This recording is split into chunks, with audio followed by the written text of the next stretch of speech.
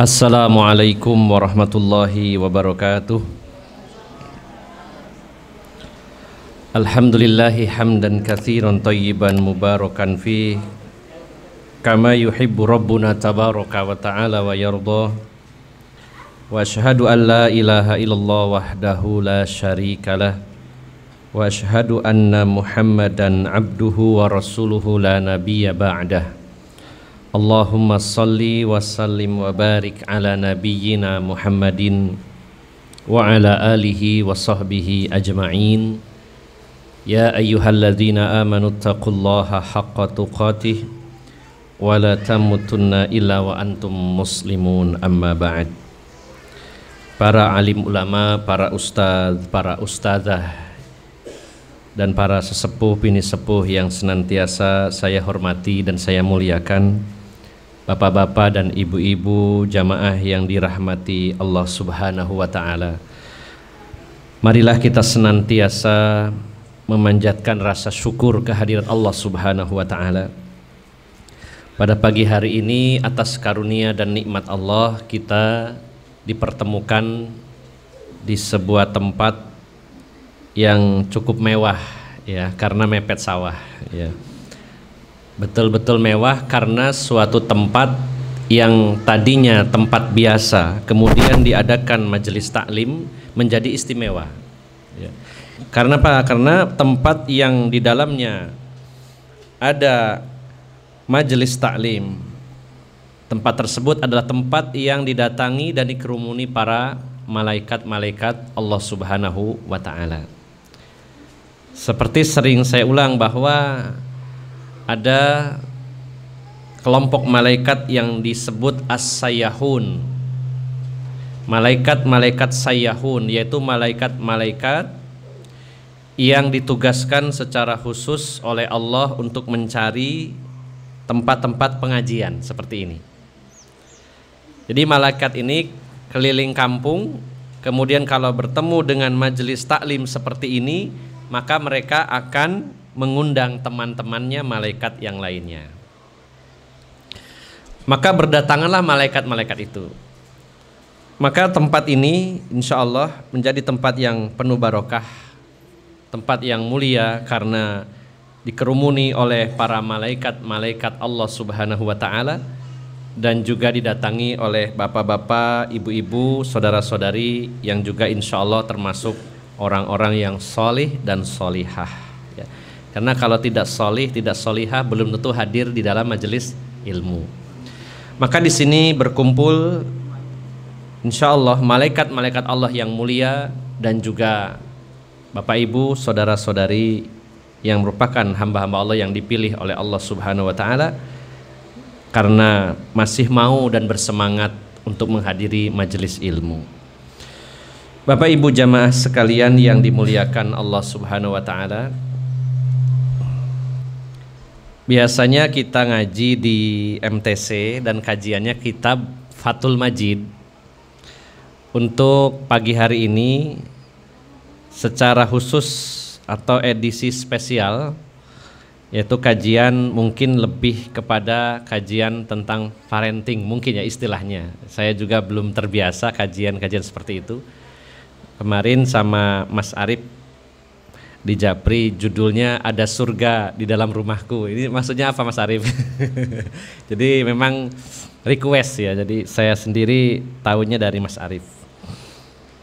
Kata beliau, Mas Arif bilang ini kajiannya tentang pendidikan anak yang fokus kepada orang tua, supaya anaknya soleh bagaimana seharusnya orang tua.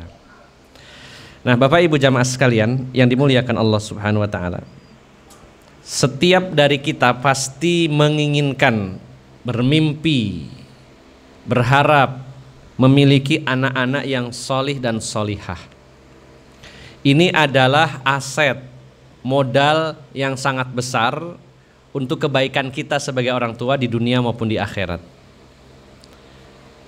Karena anak-anak yang soleh ketika kita di dunia, mereka berbakti kepada kita dan itu membahagiakan. Mereka menjadi qurratu a'yun, menjadi penyejuk mata bagi kita. Dan setelah kita meninggal dunia, di mana kita sudah tidak bisa beramal lagi. Kalau kita sudah masuk alam kubur, sudah berhenti sholatnya, sudah berhenti baca Qur'annya, sudah berhenti sodakohnya. Jadi jangan pernah berpikir bahwa wah nanti kalau sudah di kuburan saya kan nyantai, bisa banyak ibadah gitu ya. Di dunia kan masih ruwet, banyak urusan. Wah nanti aja pas di kuburan kita ibadah. Maka tidak ada ibadah setelah meninggal dunia. Allah berfirman, wa'bud rabbaka hatta ya'tiyakal yakin. Wa'bud, sembahlah, beribadalah Tuhan kalian sampai datangnya al-yakin, yaitu kematian. Artinya kalau sudah datang al-yakin, kenapa disebut yakin? Karena yakin datangnya, itu kematian. Kalau sudah meninggal, maka ibadah sudah berhenti. Jadi panjenengan kali kula niki pegel-pegel ngaji, sholat, puasa, bahkan ada yang haji umroh harus berangkat jauh, itu akan berhenti ketika kita meninggal dunia. Sehingga ibadah ini sebenarnya tidak lama lagi kita lakukan. Maka jangan malas-malasan, soalnya apa? Sebentar lagi sudah istirahat. Nah, tetapi ketika kita meninggal dunia, di mana kita tidak ibadah, kita tidak dapat pahala lagi, di mana yang pahala yang kita lakukan dari diri kita sendiri, maka ada satu peluang dan bonus yang sangat besar dari Allah Subhanahu wa taala ketika kita memiliki anak-anak yang soleh yang mendoakan kita. Di dalam hadis yang diriwayatkan Imam Muslim, ini hadis ini sangat terkenal. Rasulullah bersabda, "Idza mata ibnu Adam in qata'a 'amaluhu illa min salasin. Shadaqatin jariyatin au ilmin yuntafa'u bih au waladin sholihin yad'ulah." Kalau Bani Adam, manusia itu meninggal, maka terputuslah amalnya. Artinya sudah tidak bisa beramal lagi, tidak bisa dapat pahala lagi, selesai. Kecuali 3 perkara, yaitu sedekah jariyah. Jariyah artinya pahalanya terus mengalir, ya. Yaitu sedekah dengan sesuatu yang bersifat awet, ya, sifatnya awet, kemudian sisi manfaatnya panjang. Seperti sedekah atau wakaf tanah. Ini kan awet. Selama tanah itu dibuat untuk kebaikan, maka pahala terus mengalir bagi yang mewakafkannya. Misalkan contoh lainnya menanam pohon. Ibu-ibu nanam pohon mangga 10 pohon. Izin sama Pak RT-nya, Pak RT saya mau nanam pohon di pinggir jalan. Maka setelah ibu-ibu meninggal, pohonnya berbuah, kemudian diambil buahnya, dimanfaatkan oleh masyarakat sekitarnya, maka pahalanya terus mengalir untuk kita selama pohon tersebut bermanfaat. Kalau tidak pohon, bisa yang lainnya. Misalkan ada yang nyumbang bikin sumur, maka selama sumur itu airnya digunakan untuk kebaikan masyarakat sekitarnya, pahalanya terus mengalir. Bahkan ibu-ibu, bapak-bapak punya buku-buku, ada mungkin orang yang suka koleksi buku, punya perpustakaan. Meninggal dunia, bukunya dihibahkan, diserahkan untuk kebaikan kaum muslimin, dibaca oleh orang. Maka bukunya sebagai wakaf dan ini sebagai pahala yang mengalir. Jadi banyak peluang yang bisa kita ambil saat kita meninggal dunia, masih dapat pahala, yaitu dengan sedekah jariyah. Yang kedua, au ilmin yuntafa'u bih, ilmu yang bermanfaat. Bahkan dalam hadis yang lain, man dalla ala khairin falahu ajru mislu fa'ilihi. Siapa yang menunjukkan orang lain kepada kebaikan, hadis riwayat Bukhari, siapa yang menunjukkan kepada orang lain kebaikan, maka yang menunjukkan tadi dapat pahala seperti pelakunya. Hanya menunjukkan saja, kita tidak ikut terlibat dalam perbuatannya, tapi kita anjurkan. Apalagi mengajarkan ilmu, di mana murid-murid kita mengamalkan ilmunya, maka pahalanya mengalir. Punya 10 murid, 10-nya mengamalkan ilmu dari kita, maka pahalanya mengalir untuk kita yang sebagai pengajar. Dari murid yang 10 ini punya murid-murid lagi terus, seperti multi level gitu ya, multi level pahala terus sampai hari kiamat. Ini ilmu yang bermanfaat. Nah, yang ketiga, au waladin solihin yad'ulah, anak solih yang mendoakan kedua orang tuanya. Ini bermanfaat bagi si mayit. Kalau satu anak solih mendoakan orang tuanya, bagaimana kalau anaknya 3? Maka ibu-ibu harus punya program memperbanyak anak dan jadikan mereka anak-anak yang solih dan solihah. Bapak-bapak harus punya program memperbanyak apa Pak? Anak apa istri? Biasanya bapak-bapak itu memperbanyak istri. Yang sama ya, harus sepakat memperbanyak anak. Harapannya yang soleh dan solihah lebih banyak lagi dan banyak yang mendoakan kita. Bahkan Bapak Ibu jamaah sekalian yang dimuliakan Allah Subhanahu Wa Taala, kalau kita punya anak yang soleh, kita sudah meninggal, dia akan bersodakoh, niatnya pahalanya untuk orang tuanya, dan ini pahalanya sampai. Bisa kita cek dalam kitab Sahihul Adabil Mufrad yang ditulis oleh Imam Bukhari, hadis sahih riwayat Bukhari. Ketika seorang sahabat bertanya kepada Rasulullah SAW, di antaranya Sa'ad bin Ubadah bertanya kepada Rasulullah tentang ibunya yang meninggal. Apakah boleh saya bersodakoh untuk pahalanya untuk ibu saya? Kata Rasulullah, bisa, pahalanya untuk ibumu. Ketika bertanya lagi, sodakoh apa yang terbaik untuk ibu saya? Kata Rasulullah, air, yaitu seperti bikin sumur atau sarana dan prasarana untuk air bersih dan sebagainya.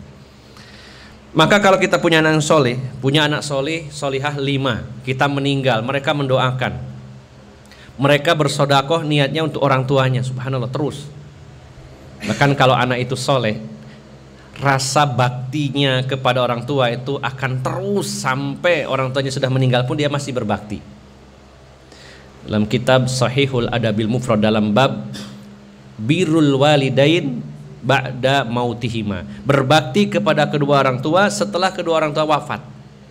Kalau anak itu anak yang soleh, maka dia paham betul ketika orang tuanya meninggal dia masih bisa berbakti kepadanya. Caranya bagaimana? Di antaranya dengan mendoakan. Yang kedua, memintakan ampunan, beristighfar kepada Allah untuk orang tuanya. Dan yang ketiga, dengan bersodakoh, diniatkan pahalanya untuk orang tuanya. Jadi sebagai anak pun kita usahakan mungkin sepekan sekali kita bersodakoh, khusus untuk orang tua kita yang sudah meninggal. Orang tua kita dapat pahala berbakti kepada orang tua. Karena kita berusaha menjadi anak yang soleh, maka seperti itu yang dilakukan. Nah, sebaliknya kita kalau sudah meninggal punya anak-anak yang soleh dan solihah, mereka akan banyak mencarikan pahala untuk kita. Di Masya Allah, punya anak yang soleh dan solihah ini bukan hanya senang waktu kita hidup dengan baktinya kepada kita, hormatnya dia kepada kita, bantuannya kepada kita, ya. Tapi setelah kita meninggal, pahala yang mengalir terus. Nah, pasti semua orang pingin punya anak yang solih dan solihah. Lalu bagaimana caranya? Bapak Ibu jamaah sekalian yang dimuliakan Allah Subhanahu Wa Taala, saya fokus kepada 3 poin supaya kita diberi anugerah oleh Allah Subhanahu Wa Taala anak-anak yang solih dan solihah. Tidak terlalu panjang lebar, bertele-tele, cukup 3 ya Bu. Karena yang 3 ini juga tidak mudah ya, tapi bisa. 3 perkara, 3 poin yang bisa kita lakukan agar diberi anugerah oleh Allah anak yang solih dan solihah. Yang pertama dan yang paling utama, saya ulangi ya, yang pertama dan ini yang paling utama di antara semuanya, ini yang sering diabaikan. Agar kita punya anak yang solih dan solihah, yang paling utama, yang pertama adalah doa orang tua. Ini harus kita letakkan pada sisi yang pertama Bu. Biasanya kita letakkannya di belakang. Jadi setelah melakukan banyak cara untuk supaya anaknya soleh dengan berbagai macam cara, kok gak soleh-soleh, baru terakhirnya dungo. Wah, wis pamungkas gak kena soleh, guys, dungo ae. Padahal yang pertama doa Bu. Mengapa doa ini yang utama dan pertama? Kita mindset kita, ya, pola pikir kita harus punya keyakinan bahwa solih dan solihah itu adalah pemberian Allah. Seseorang bisa solih, solihah itu pemberian dari Allah Subhanahu wa ta'ala. Maka kita minta kepada yang maha pemberi, yaitu Allah Subhanahu wa ta'ala. Makanya berdoa untuk kesolihan anak kita, ini yang pertama. Dan ini yang diamalkan oleh para nabi. Nabi Ibrahim. Nabi Ibrahim itu punya 2 istri dan punya anak dari masing-masing istri. Dua-duanya jadi nabi, bayangkan. Ya, istrinya 2 dan anak-anaknya jadi nabi. Nabi Ismail, Nabi Ishak. Ya. Jadi luar biasa, ini sesuatu yang luar biasa. Walaupun memang itu anugerah dari Allah Subhanahu wa taala, tapi ada usaha dari Nabi Ibrahim. Punya 2 istri tapi anaknya berhasil dua-duanya jadi nabi. Ya, kadang-kadang bapak-bapak punya istri 1 morat-marit ya Pak. Jadi gak usah nambah dulu kalau begitu. Karena Nabi Ibrahim loro, ya Nabi Ibrahim 2 tapi anaknya dua-duanya jadi nabi gitu ya. Nah, 1 dulu diperbaiki. Gembos si bapak-bapak ini ya. Nah, jadi solih dan solihah itu pemberian dari Allah Subhanahu wa taala. Ingat, jangan pernah terlalu mengandalkan usaha kita. Ini solih, seorang anak jadi solih, solihah itu diberikan oleh Allah Subhanahu wa taala, sehingga kita minta kepada Allah. Nabi Ibrahim doanya kita ingat ya, Nabi Ibrahim berdoa kepada Allah, Rabbi habli minas solihin, Rabbi habli minas solihin, wahai Tuhanku anugerahkanlah kepadaku anak yang soleh. Nabi Zakaria doanya bagaimana Bu? Rabbi habli min ladunka dzurriyyatan thayyibah innaka sami'ud du'a. Ya Allah, wahai Tuhanku anugerahkanlah kepadaku keturunan yang baik, sesungguhnya Engkau maha mendengar doa kami. Ini contoh doa para nabi, minta kepada Allah agar anaknya soleh. Dan Bapak Ibu jamaah sekalian yang dimuliakan Allah Subhanahu wa taala, ada 3 doa yang akan dikabulkan oleh Allah. Ini peluang juga. Rasulullah bersabda, "Salasun da'awatun mustajabatun." 3 doa yang akan dikabulkan oleh Allah Subhanahu wa taala. Yang pertama, da'watul musafir. Doanya orang yang sedang safar, bepergian. Jadi kalau ada yang sedang safar, kita minta doanya. Atau kita sedang safar, perbanyak doa di sana. Kemudian yang kedua, da'watul mazlum. Doanya orang yang terzolimi. Tidak ada penghalang antara dirinya dengan Allah Subhanahu wa taala. Hati-hati dengan perbuatan zolim. Bisa jadi orang yang kita zolimi, na'udzubillah, mendoakan keburukan untuk kita, dan tidak ada hijab penghalang antara dirinya dengan Allah, yaitu doanya dikabulkan oleh Allah Subhanahu wa taala. Nah, yang ketiga, da'watul walid li waladihi, yaitu doanya orang tua untuk anak-anaknya. Ini adalah doa yang dikabulkan oleh Allah Subhanahu wa taala, terutama para ibu. Jadi poin pertama supaya anak kita solih dan solihah adalah dengan meminta, dengan berdoa kepada Allah Subhanahu wa taala, karena doa orang tua dikabulkan oleh Allah Subhanahu wa taala. Jadi kalau sekarang ada di antara kita yang diuji dengan anak yang tidak solih, jangan putus asa, doakan terus Bu. Kan kadang-kadang punya anak 5 ya, yang 4 solih, solihah, yang 1 betik ya. Betik ini kenapa? Ya, sebenarnya tidak ada keburukan nantinya kalau kita mau sabar, mau meminta kepada Allah, akan Allah kasih ya, insya Allah. Jadi kalau ada di antara anak kita kok yang ini kok susah ya, dituturin tidak bisa, disuruh ngaji tidak mau, sing dijalo mek duit tok gitu ya, kadang bikin pusing. Jangan putus asa. Kita punya 1 senjata, itu doa kepada Allah Subhanahu wa taala.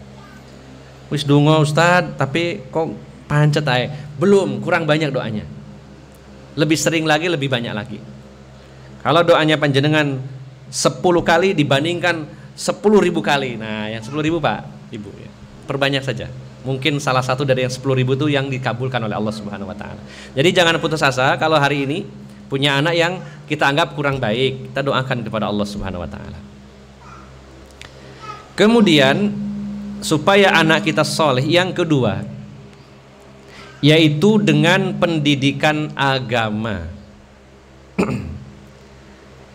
Dan Bapak Ibu jamaah sekalian, ini yang perlu saya tekankan di sini adalah kita merujuk kepada sirah nabawi, sejarah kehidupan Rasulullah sallallahu alaihi wasallam.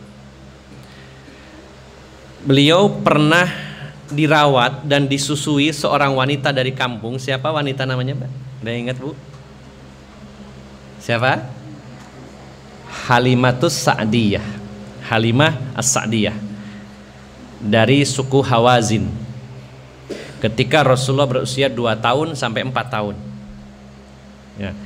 Banyak orang yang membaca sirah nabawiyah, membaca sejarah Nabi itu cuma sekilas. Oh, pernah disusui Halimah As-Sa'diyah, titik, selesai. Nah, yang perlu kita perhatikan Bapak Ibu jamaah sekalian, mengapa Allah memilih Halimah As-Sa'diyah menjadi orang yang merawat Rasulullah SAW? Ini bukan sebuah kebetulan, sudah disetting oleh Allah Subhanahu Wa Taala. Sehingga kita harus menggali, mencari tahu sebenarnya apa yang dilakukan oleh Halimah As-Sa'diyah ini dalam mendidik Rasulullah waktu itu. Dan yang perlu kita fokuskan adalah Bapak Ibu jamaah sekalian, masa keemasan pendidikan anak ini yang paling pokok. Ibaratnya bangunan itu pondasinya itu usia 0 sampai 4 atau sampai 5. Jadi kalau kita ingin tahu kapan saatnya pendidikan yang paling dominan, paling berpengaruh dalam kehidupan seorang manusia, itu saat baru lahir sampai usia 4 tahun, walaupun molor sedikit 5 tahun. Nah, banyak orang yang salah mendidik tuh nanti aja, sudah SD, SMP, SMA. Ini pondasinya. Saat anak itu usia 0 sampai 4, otaknya ini belum berfungsi secara maksimal. Sehingga dia hanya menerima saja, apapun yang masuk ke otaknya itu masuk semua. Kalau sudah berfungsi dia akan memilih, tapi waktu itu tidak ada pilihan, masuk semua, Bu. Nah, kalau yang masuk itu hal-hal yang baik, itu pengaruhnya besar sekali dalam pendidikan kedepannya. Tapi kalau yang masuk itu jelek, sulit nanti keluarnya. Sehingga kalau saya boleh bilang bahwa sebenarnya pendidikan anak yang paling menentukan itu usia 0 sampai 4, usia TK atau usia PAUD. Ini ada guru-guru PAUD ini, tanggung jawabnya besar di sini. Karena ini pondasinya. Kalau sudah pondasinya kuat, nanti itu gampang bangunannya. Makanya nanti apa yang dia terima, input yang masuk ke dalam otak anak ini, belum ada saringan waktu itu, masuk semuanya. Kalau banyak kebaikan-kebaikannya, maka di kemudian hari dia akan menjadi orang yang mudah menerima kebaikan. Tapi kalau banyak kejelekan-kejelekan yang masuk dalam otak anak ini, susah nantinya. Maka betul-betul para bapak, para ibu dalam mendidik anak, perhatikan di usia ini. Ya. Ini nanti akan munculnya mungkin waktu SMP, SMA. Kok anak saya jadi begini ya? Dulunya nggak gini. Ternyata itu apa? Input yang masuk selama ini, memorinya terkumpul itu muncul ke permukaan. Kok anak saya tiba-tiba pengecut, penakut sekali. Ternyata waktu usia 4 tahun ke bawah sering dibentak-bentak, disenen-seneni. Ini berbahaya ya. Apalagi nyeneni yang kebablasan. Saya pernah punya tetangga, tapi bukan di sini, waktu di Surabaya. Pernah ngekos, kemudian ada seorang ibu itu tiap hari neriakin anaknya, masih usia 3 sampai 4. Dibengoi. Apa yang sering saya dengar itu adalah kalimatnya, ya bahasanya itu, kamu ini anaknya setan. Gitu. Anaknya setan gitu. Digituin terus, sering sekali. Saya mikir ini yang setan siapa kira-kira? Ibunya mungkin ya. Terus kalau ibunya setan, bapaknya apa genderuwo, mbae kuntilanak gitu. Anaknya sendiri di anak-anak setan. Enggak sadar kalau itu kembali kepada dirinya. Dan itu subhanallah, anaknya walaupun masih kecil tuh masya Allah ya, banyak perbuatan-perbuatan yang tidak menyenangkan. Termasuk saya waktu itu sempat jualan pentol keliling waktu masih mondok itu. Satu rombong pakai sepeda goes gitu, saya bikin sendiri rombongnya, bikin pentol sendiri, jual sendiri. Itu pernah diisi penuh, mau jalan dijongkrak sama anak itu tadi. Subhanallah. Wah, udah tumpah semua kompor minyak tanah waktu itu ya. Masya Allah. Nah, hati-hati ibu-ibu, pendidikan yang paling dominan akan masuk ke dalam memori anak adalah justru usia 0 sampai 4, kalaupun molor 5 sampai 6. Ini masa keemasan pendidikan anak. Disinilah pentingnya masuk kebaikan-kebaikan. Nah, Rasulullah Sallallahu Alaihi Wasallam sebenarnya beliau dalam keadaan yatim waktu dilahirkan, karena 6 bulan sebelum beliau lahir ayahnya Abdullah meninggal dunia. Dilahirkan dalam keadaan yatim.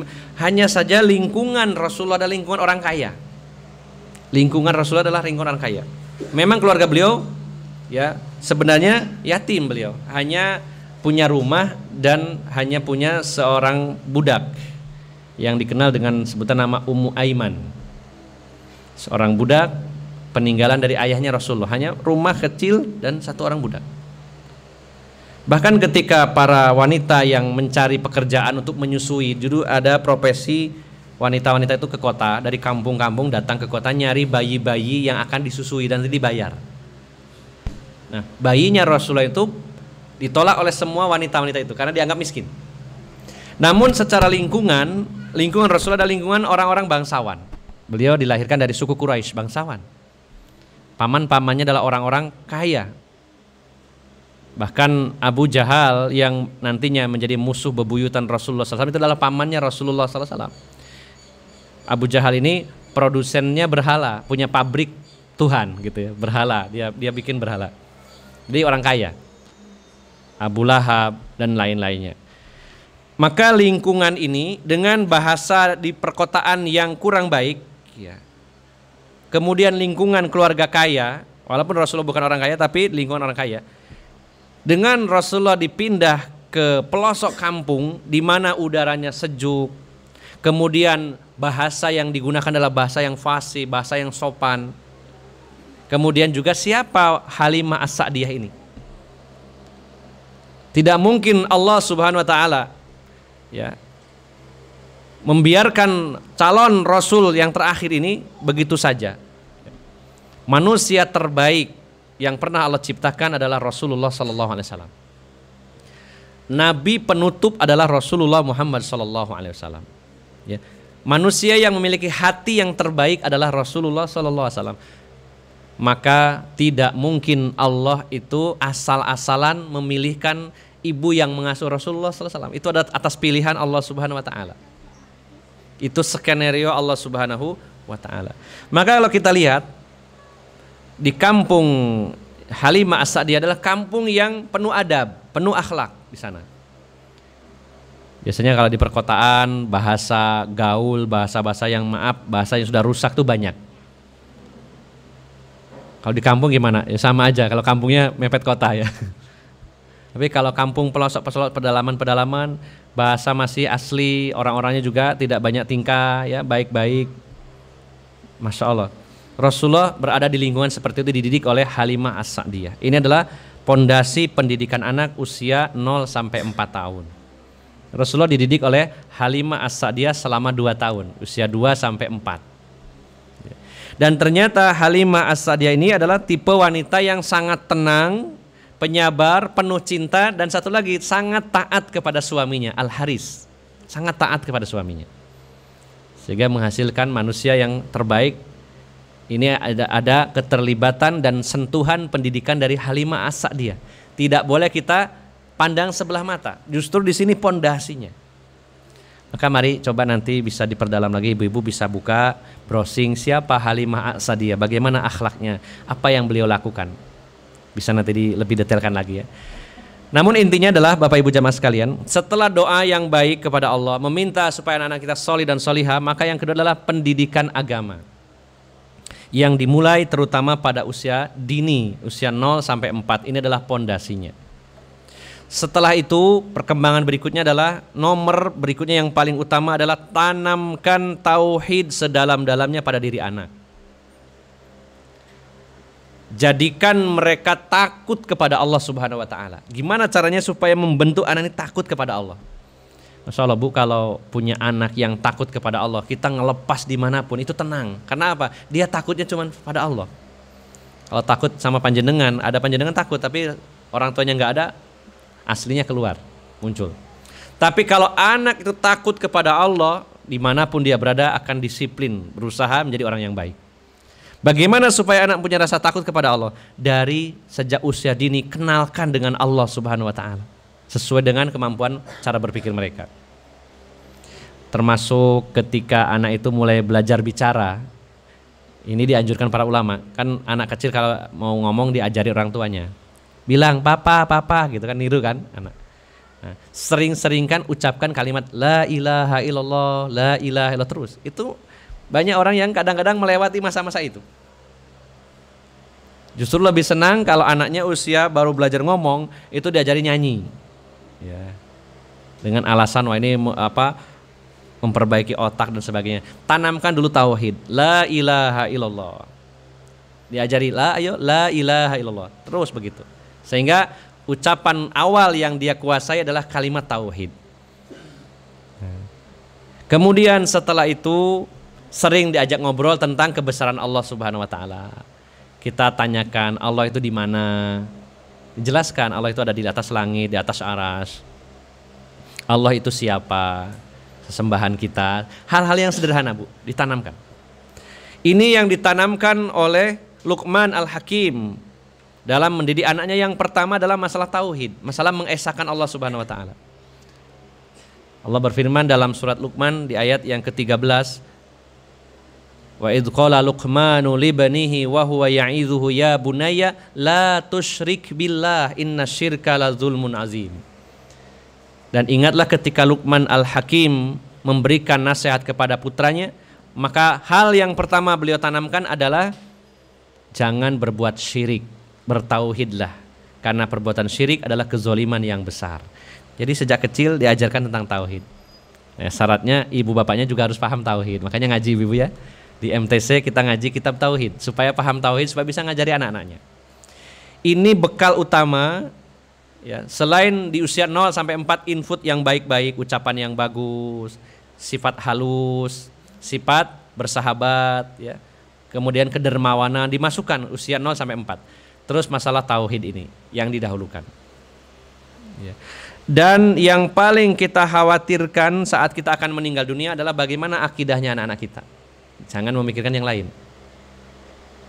Nabi Yakub alaihissalam ketika menjelang wafatnya mengumpulkan anak-anak cucunya. Nabi Yakub ini kan cucunya Nabi Ibrahim ya.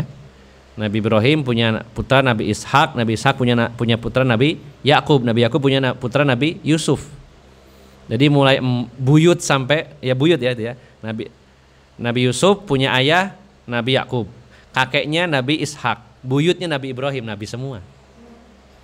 Ketika menjelang wafatnya, yang membuat kepikiran Nabi Yakub saat akan meninggal adalah mengatakan kepada anak-anaknya, ma ta'buduna mim ba'di. Wahai anak-anakku, barangkali sebentar lagi ayah akan meninggal, kakek akan meninggal. Apa yang akan kalian sembah sepeninggalanku? Yang ditanyakan apa yang akan kalian sembah? Bukan mata kuluna mim ba'di, apa sih arep kok mangan? Enggak dipikir itu.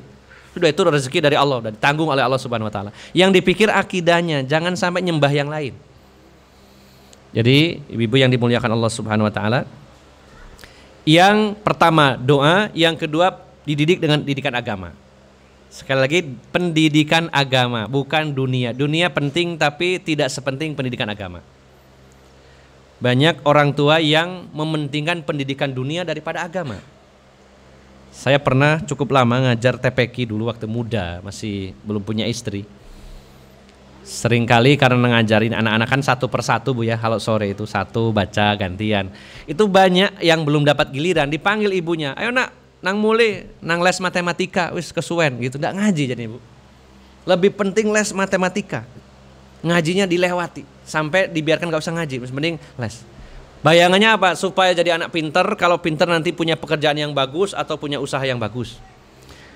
Padahal banyak orang tua yang getun anaknya kaya raya tapi tidak berbakti kepada orang tuanya.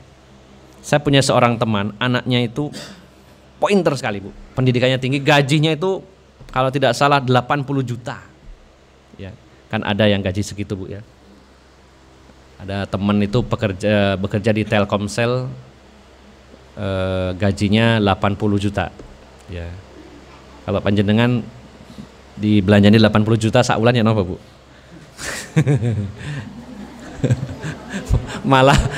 malah neko-neko nanti ya. Nah, ini ada teman ini gajinya 80 juta. Gajinya dipegang istrinya. Soalnya apa? Nek sampean cekel engko mesti dolek wong wedolio jadi cekeli sama istrinya. Akhirnya stroke suaminya. Ya stroke sampai sekarang. Kepikiran duit dicekel bojo, gak oleh lapo-lapo. Ya, Masya Allah. Nah, ada seorang anak gajinya puluhan juta, orang tuanya sudah mendidiknya dari kecil dengan supaya pinter, kuliahnya tinggi. Tapi subhanallah pelitnya sama orang tuanya. Sangat pelit. Ya. Kalau ngasih cuman 200.000 sebulan, gajinya puluhan juta. Ya. Dan itu banyak kesulitan orang tuanya dan tidak pernah ditengok. Tinggalnya di luar kota di Jakarta. Jadi ibu-ibu yang dimuliakan Allah Subhanahu Wa Taala, fokuskan pendidikan agama. Insya Allah baik, dunianya akan ngikut. Jangan dikalahkan dengan pendidikan dunia. Memang pendidikan dunia penting, ilmu dunia penting, tapi yang paling penting adalah ilmu agama. Dari mulai dini. Nah, setelah berdoa, didik dengan pendidikan agama yang kedua. Nah, sekarang pertanyaan saya adalah sebenarnya pendidikan anak itu tanggung jawabnya siapa, Bu? Ayah atau ibu? Ya, oleh-olehan ya, Bu. Saya tanya lagi ya, Bu. Sebenarnya pendidikan anak ini tanggung jawabnya paling besar siapa? Ada kata paling. Kalau tanggung jawab dua-duanya ya, tapi yang paling besar tanggung jawabnya untuk pendidikan anak ini siapa, Bu? Ayah-ayahnya ngaku bapak-bapak ini. Hampir udah dapet ayah jadi. Iya, jawabannya adalah paling besar tanggung jawabnya ayah.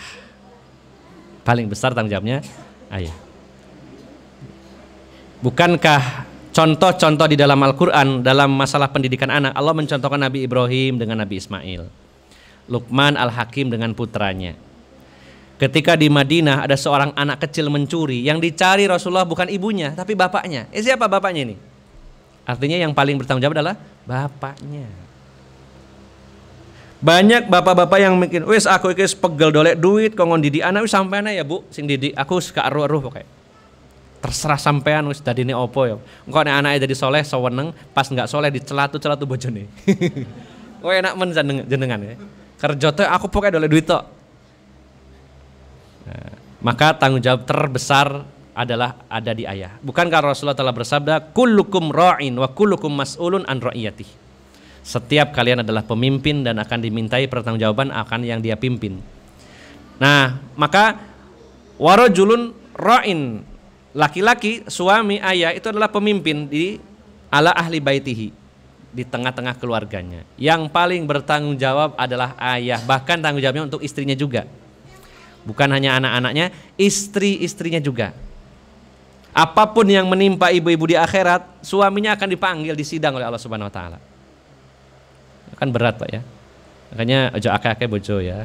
Siji ae kok sidangnya akeh. Ya Allah ya. Nah, hanya saja mungkin para bapak beralasan, kan aku dolek duit cari nafkah dari pagi sampai sore, terus kapan didik anaknya? Jadi Bapak Ibu jamaah sekalian, bagi tugas, Bapak adalah penanggung jawab tertinggi. Bapak yang punya program-program unggulan, ibu yang eksekusi, ibu yang melakukannya. Jadi ibu ini adalah madrasahnya. Jadi kalau di sebuah sekolah, bapak itu kepala sekolahnya, ibu-ibu adalah guru-gurunya. Maka ibu-ibu juga jangan senang dulu, oh berarti kewajiban bojoku enak nyantai, enggak. Suaminya harus mencari nafkah, harus bekerja di luar. Maka suami yang punya tanggung jawab harus evaluasi terus, memonitoring terus, ngontrol terus. Ya apa Bu, anak ibu wis apal pirang surat Bu? Ini bapak. Tapi detailnya, kesehariannya tetap ibu. Karena ibu yang ada di rumah. Nah, terus nek ibu kerja pisan ya nopo? Ya kalau ibunya kerja, bapaknya kerja, siapa yang rawat Bu ya? Kira-kira Bu? Mbahnya. Mbahnya. Ya kalau memang cukup ya, sebaiknya ibu-ibu tidak bekerja, sebaiknya. Karena di rumah banyak tugas yang mulia. Ibu-ibu punya tugas yang mulia. Banyak wanita-wanita yang ibu rumah tangga itu merasa minder melihat wanita karir, wah iku sekretaris, ikut pramugari, ya ini ya. Padahal ibu-ibu sebenarnya jauh lebih mulia ketika jadi ibu rumah tangga, multi talenta, multi profesi, ya kan? Jadi sembarang kali Bu, jadi koki ya kan? Jadi chef ya, jadi tukang laundry juga ya Bu ya. Jadi guru bagi anak-anaknya, tukang antar jemput anak-anaknya, wah apalagi ya. Engkau suaminya datang pegel jadi tukang pijat, banyak sekali tugasnya, masya Allah. Ini wanita yang mulia ya, ibu rumah tangga, tugasnya begitu banyak. Jadi tidak usah berpikir yang melihat wanita-wanita karir, kasihan anaknya. Kalau memang sudah cukup, ya cukup, sebaiknya ibu-ibu di rumah bantu suami mendidik anak-anaknya. Ini akan lebih besar kebaikannya, pahalanya, dan untuk masa depan ibu-ibu juga. Kalaupun harus bekerja, diusahakan yang tidak terlalu menyibukkan, atau pekerjaan-pekerjaan jelas yang tidak melanggar syariat. Ada ibu-ibu yang bekerja, ini salah satu jamaah itu, berangkatnya subuh, pulangnya itu jam 8 malam tiap hari. Bayangkan Bu, kerja di Ngoro sana, Ngoro Industri, berangkatnya harus sebelum subuh berangkat, nanti nyampe rumah jam 8. Nah, terus suaminya kapan? Anaknya kapan? Kasihan. Nah, perlu dirundingkan dengan baik antara suami istri, apalagi anaknya 2, 3, 4, terus suami istri bekerja, anak-anak terlantar, kasihan. Tidak sebanding uang yang didapatkan dengan nanti nasib anak-anak kita. Bagi tugas ya. Kalaupun harus membantu suami, cari usaha, prioritaskan usaha yang tidak mengganggu tugas-tugas utama. Syukur-syukur kalau ibu-ibu jadi bos, nggak apa-apa, punya bisnis, wah punya toko baju, ya udah ada karyawannya, nggak masalah. Yang tidak terlalu menyita banyak waktu. Jangan sampai subuh sampai jam 8 baru sampai rumah. Terus mandi, bersih-bersih badan sampai jam 9. Jam 9 suaminya datang wis pegel teler ya. Gitu, tiap hari begitu. Bagaimana coba nasibnya? Kasihan anaknya, kasihan suaminya. Jadi poin intinya adalah yang pertama dengan doa, yang kedua dengan pendidikan agama. Nah, yang terakhir ini yang penting Bapak Ibu jamaah sekalian, yang ada kaitannya dengan tema pada pagi hari ini, yaitu kalau kita ingin punya anak yang solih, orang tuanya harus solih.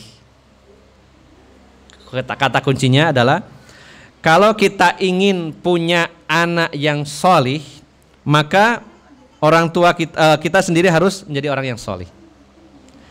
Saya mengutip salah satu ayat di dalam Al-Quran, yaitu di dalam surat Al-Kahfi ayat 82. Ini sebagai dalil tentang kewajiban bagi orang tua menjadi orang yang solih agar anaknya solih, agar anaknya baik. Allah berfirman dalam surat Al-Kahfi ayat 82.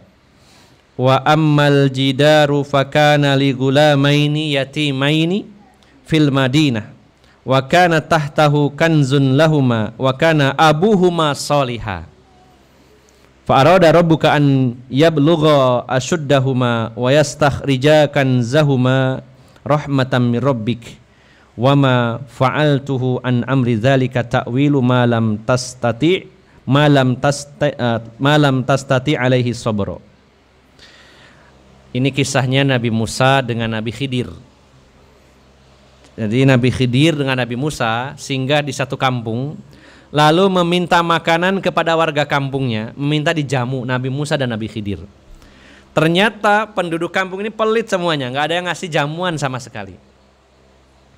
Kemudian setelah itu keduanya melihat ada sebuah dinding yang hampir roboh, miring. Dinding yang hampir roboh. Oleh Nabi Khidir, dinding ini diperbaiki, direnov, diperbaiki sehingga menjadi dinding yang kokoh yang bagus. Nabi Musa protes.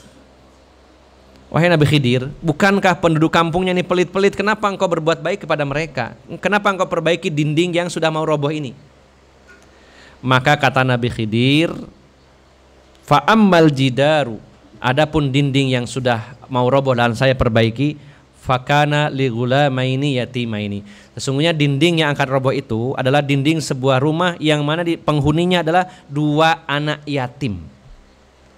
Nah, 2 anak yatim, di mana di bawah rumah itu di bawah tanahnya terpendam harta, perbendaharaan harta. Ada harta yang terpendam, harus dilindungi. Nah, poin intinya adalah dalam ayat ini wa kana abuhuma sholiha, dan kedua orang tua anak yatim ini dulunya adalah orang yang solih.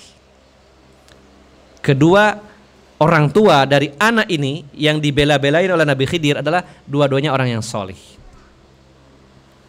Sehingga kesolihan orang tua berefek baik kepada anak-anaknya bahkan setelah orang tua itu meninggal dunia.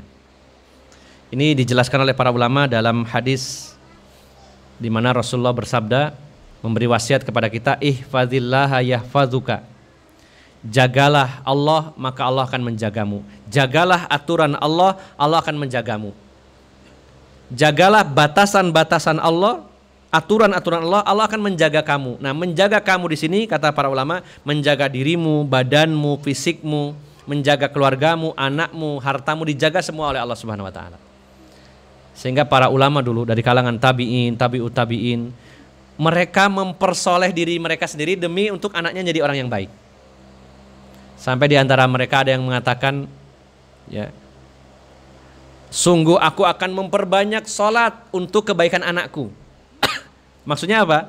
Saya ingin jadi orang yang soleh dengan banyak ibadah supaya anakku baik.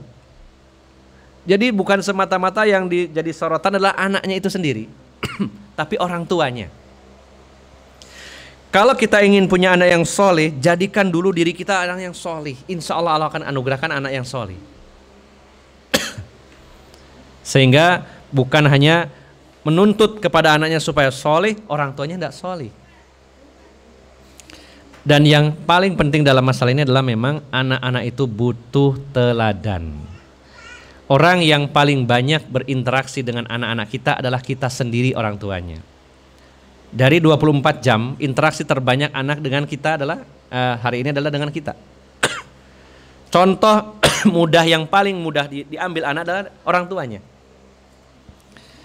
Maka jadilah orang tua yang soleh dan menjadi teladan bagi anak-anaknya, maka insya Allah anaknya akan menjadi anak yang soleh. Jadi ibu-ibu yang dimuliakan Allah, bapak-bapak yang dirahmati Allah Subhanahu wa taala, agar kita diberi anugerah anak yang soleh, 3 perkara inilah yang harus kita lakukan. Yang paling utama dan paling pertama adalah mendoakan anak-anak kita supaya menjadi anak yang soleh dan solihah, karena kesolihan itu anugerah pemberian dari Allah yang harus kita minta. Yang kedua, didik mereka dengan pendidikan agama. Pendidikan dunia itu nomor 2. Yang pertama adalah pendidikan agama. Kita dahulukan pendidikan tentang tauhid, bagaimana dia baca Quran, bagaimana dia belajar tentang akhlak dan lain-lainnya. Dan yang ketiga, jadikan diri kita sebagai orang tua menjadi orang tua yang soleh dan menjadi teladan bagi anak-anak kita. Kalau 3 perkara ini bisa kita lakukan secara maksimal, insya Allah Allah akan beri anugerah anak-anak kita sebagai anak-anak yang soleh dan sebagai investasi jangka panjang bagi kita semuanya, terutama saat kita sudah meninggal dunia. Maka anak-anak yang soleh akan menjadi aset berharga yang menghasilkan pahala yang terus mengalir dari Allah Subhanahu wa ta'ala. Mudah-mudahan Allah anugerahkan kepada kita anak-anak yang soleh dan solihah. Mudah-mudahan Allah berikan anugerah kepada kita keluarga yang sakinah, mawaddah, warahmah, keluarga yang harmonis. Dan mudah-mudahan kita dimasukkan ke dalam surganya Allah bersama keluarga yang kita cintai dan bersama orang-orang yang kita cintai lainnya. Demikian Bapak Ibu jamaah sekalian, selebihnya barangkali ada yang kurang jelas dan butuh ditanyakan, didiskusikan, maka saya persilahkan kepada bapak-bapak maupun ibu-ibu mau bertanya, monggo. Ya, diawali Mas Arif dulu sambil ngopi ya saya. Bismillah. Kopi apa teh ini? Bismillah. Jika seorang suami belum soleh, bagaimana sikap istri atau bahkan sebaliknya gitu? Iya. Jika seorang suami belum soleh atau seorang istri yang belum soleh, bagaimana sikap pasangannya? Maksudnya pasangannya sudah soleh gitu ya? Maksudnya gini, suami sudah soleh, suami soleh, istri tolah-toleh gitu ya maksudnya gitu. Ya, kalau nggak tolah-toleh lagi kenger itu ya. Bagaimana kalau salah satunya soleh, yang satunya tidak solih. Suami soleh, istrinya tidak soliha. Istrinya soliha, suaminya tidak solih. Maka yang kita lihat adalah bagaimana sebelum kita menikah dengannya. Jangan sampai ketika kita nikahi belum soleh, lalu setelah jadi istri, jadi suami kita, lalu kita nuntut harus soleh dan kalau nggak soleh kamu saya ceraikan. Nah terus dulu kamu nikahi gimana keadaannya? Artinya apa Bapak Ibu jamaah sekalian? Kalau kita sudah mau menerima dia dalam keadaan tidak soleh dan tidak soleh berarti harus sabar. Ya. Atau mungkin dua-duanya dulu tidak soleh, terus setelah berjalannya waktu yang laki-lakinya belajar agama jadi orang yang soleh, istrinya tidak, mungkin bisa saja seperti itu. Maka yang harus dilakukan adalah seorang suami ataupun istri yang sudah baik, kemudian pasangannya tidak baik, tentunya berusaha memperbaiki sesuai kemampuan masing-masing. Sabar dan memperbaiki. Ya. Jangan kesusu, tak tukar tambah aja wis, jangan kayak HP aja. Jangan kesusu begitu. Dicoba dulu, diusahakan. Ya. Kalau itu suami, maka suami yang wajib mendidik istrinya. Bukankah Allah telah perintahkan dalam surat At-Tahrim ayat 6, surat 66 ayat 6, ku anfusakum wa ahlikum naro. Jagalah dirimu dan keluargamu dari api neraka. Kewajiban suami. Bukankah Rasulullah telah bersabda istausu bin nisa'i khaira fa innaha atau fa innal mar'ata khuliqat min dila. Didiklah para wanita, para istri dengan cara yang terbaik. Berilah nasihat dengan cara yang terbaik karena dia tercipta dari tulang rusuk yang bengkok. Jadi para suami harus sadari bahwa istrinya itu bengkok. Seperti tulang rusuk yang bengkok. Kalau kata Rasulullah dikerasi, patah, itu cerai. Kalau dibiarkan, sak karepmu deh, sing penting aku seneng deh bojo awakmu, sing penting ayu kena disawang ya. Babano solehah po enggak terserah. Maka akan selamanya bengkok seperti itu. Akan selamanya bengkok. Dikerasi patah, dibiarkan bengkok. Maka caranya bagaimana? Diluruskan secara perlahan. Garapannya halus, dilus-lus, kerak sedikit ya, terus. Makanya panjenengan jangan kesusu nambah istri karena yang bengkoknya ini dua, ya. Dua. Gimana meluruskan dua yang bengkok apalagi tiga? Balik-balik gembosi lagi itu. Ya. Iya betul, karena satu saja istri itu adalah tulang rusuk yang bengkok yang harus diluruskan. Maka kalau suaminya solih, istrinya belum solihah, kewajiban suami harus meluruskannya, sabar mendidiknya. Ya. Sampai kapan? Ya terserah panjenengan kuatnya sampai kapan. Kalau kuat terus sampai meninggal, berarti pahalanya terus mengalir, besar pahalanya. Lah kalau nggak kuat, nengene terus Ustadz, nggak kau beribadah iki, pikiran terus ya opo ya, mau tidak mau perceraian adalah jalan terakhir. Kalau memang memudorotkan agama kita, kalau memang membahayakan agama kita, kalau tidak membahayakan sabar saja, pahalanya besar. Bagaimana kalau sebaliknya istrinya solihah, suaminya nggak solih? Ini agak lebih berat lagi. Karena kalau yang pertama tadi suaminya sudah soleh, dia pemimpinnya sudah baik. Kalau pemimpinnya baik, rakyat itu gampang. Tapi kalau yang baik rakyat, pemimpinnya enggak, wah ini susah. Bahkan istri pun sulit untuk menasehati, tapi tetap harus dilakukan. Istri berusaha memberikan nasihat dengan cara yang terbaik, tapi beda dengan cara nasihat suami kepada istri. Suami enak ya kalau nasihatin istri karena apa? Istri di bawah tanggung jawabnya. Orang tua nasihatin anak itu gampang daripada anak nasihatin orang tua. Begitu pula suami gampang menasihati istri, tapi istri menasihati suami agak sulit. Karena karakternya secara asal adalah pemimpin. Ya, jadi enggak gampang, enggak mudah. Enggak dikit-dikit mas lungguh mas. Qala Allahu taala, qala Rasulullah kudu enggak bisa.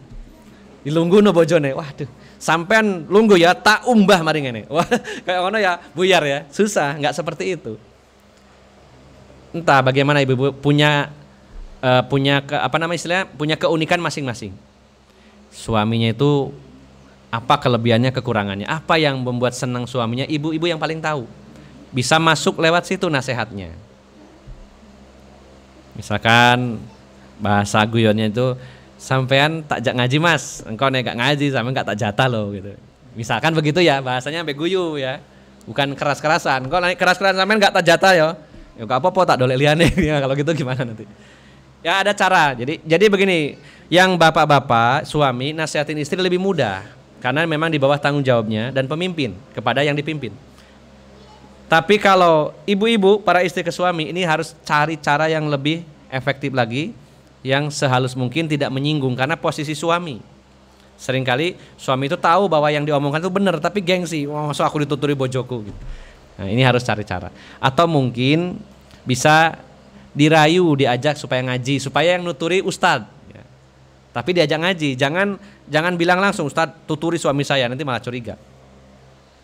Saya pernah ada seorang ibu-ibu tanya ke saya, teman kerja dulu, seorang wanita, nanya kepada saya, ustadz hukumnya rokok bagaimana? Saya bilang haram.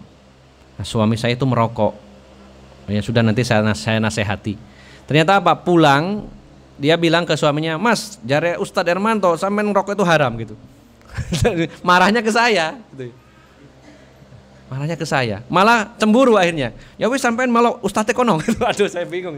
Nah, ini cara yang salah.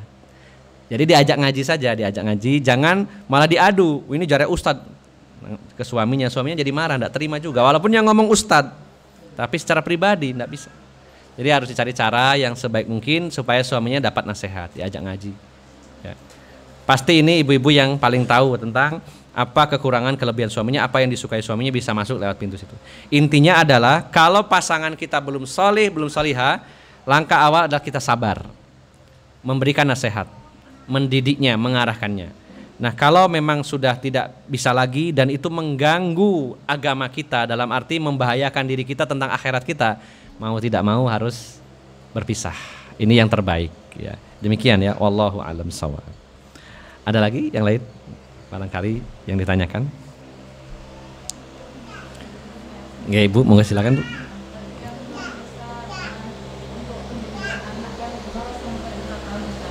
Ya. Misalnya kita sebagai orang tua sudah terlanjur mungkin anak kita pendidikan agamanya kurang, jadi memberi tekanan kepada anak harus bisa ini itu untuk memperbaiki anak itu bagaimana? Ya, jadi sudah terlanjur, sudah besar, sudah SMP, sudah SMA, terus muncul mungkin karakter-karakter yang tidak menyenangkan akibat pendidikan yang salah. Bukan berarti tidak bisa, cuman memang butuh waktu. Karena apa yang tertanam waktu kecil itu kuat sekali. Memorinya sangat tajam, kuat, tapi bukan berarti tidak bisa. Bisa. Misalkan begini, seorang anak yang kecilnya sering dibentak-bentak, marahin, terus akhirnya jadi penakut. Nah, itu bisa diperbaiki. Dengan cara apa? Lawannya, dihalus. Setelah besar banyak dihalusin, nanti akan berubah.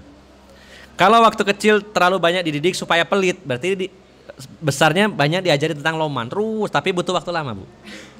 Beda dengan yang waktu kecil sudah bagus, yang masuk bagus-bagus, itu jauh lebih mudah. Tapi kalau sudah kadung yang masuk itu yang jelek-jelek, maka bisa insya Allah dengan izin Allah dirubah, tapi butuh waktu lebih lama, harus sabar. Nggak boleh ke susu, kok gak iso sih ini, butuh waktu lagi ya. Anak ini kok penakut sekali ya, goci ya, sembarang sungkan, mungkin waktu kecilnya sering ditekan. Nah, pelan-pelan diberi kasih sayang. Lawannya dari apa yang kita berikan waktu kita kecilnya. Intinya diberikan sesuatu yang menjadi lawannya, tapi butuh waktu dan butuh proses. Jadi bukan berarti kalau sudah terlanjur terus tidak bisa diapa-apain, tetap bisa walaupun sulit, tapi butuh waktu yang lebih lama, butuh kesabaran. Makanya mumpung belum terlanjur, yang punya anak-anak kecil, banyaklah kasih input yang baik-baik, ucapan yang baik, penyemangat, jangan dikecilkan hatinya, dibuat anak itu jadi pemberani, percaya diri dan sebagainya. Ditanamkan sejak usia 0 sampai 4 tahun terutama ya. Kalau sudah terlanjur maka masih bisa, terutama diarahkan kepada ilmu agama. Insya Allah dengan paham dalil, paham ayat, paham hadis, oh ternyata yang ada dalam pikiran saya selama ini salah ya. Ini perlu di pendampingan ya. Insya Allah masih bisa diperbaiki dengan pendidikan agama ya. Demikian wallahu a'lam bishawab. Ada yang lain lagi Bu? Barangkali ada. Sudah cukup nggih? Alhamdulillah. Kalau tidak ada, kita tutup majelis ini dengan doa penutup majelis, doa kafaratul majelis. Subhanakallahumma wa bihamdika asyhadu an la ilaha illa anta astaghfiruka wa atubu ilaik. Wassalamu alaikum warahmatullahi wabarakatuh.